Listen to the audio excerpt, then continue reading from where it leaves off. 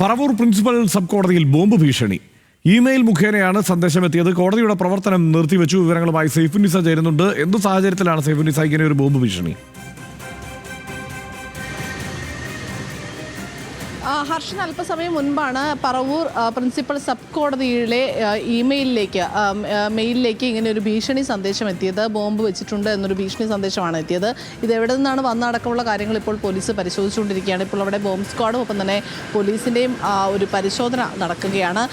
2 കോടതികളാണ് പറവൂരിലുള്ളത്. Paravur principal sub കോടതികൾ 2 എണ്ണമുണ്ട്.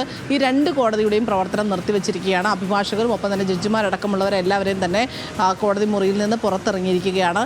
ഇപ്പോൾ 2 കോടതി മുറികളിലും വിശദമായ പരിശോധനയാണ് ബോംബ് സ്ക്വാഡും പോലീസും നടത്തുന്നത്. വ്യാജ സന്ദേശമാണോ എന്ന സംശയം ഇപ്പോൾ ഉണ്ട്. അത് കൂടുതൽ പരിശോധനകൾക്ക് ശേഷം മാത്രമേ അത് സ്ഥിരീകരിക്കാനാവുകയുള്ളൂ. എന്തായാലും ഒരു മുൻകരുതലിൻ്റെ ഭാഗമായി ബോംബ് സ്ക്വാഡ് ഇപ്പോൾ അവിടെ പരിശോധന നടത്തുകയാണ്. റൈറ്റ്, സൈഫുന്നിസയാണ് വിവരങ്ങൾ നൽകിയത്.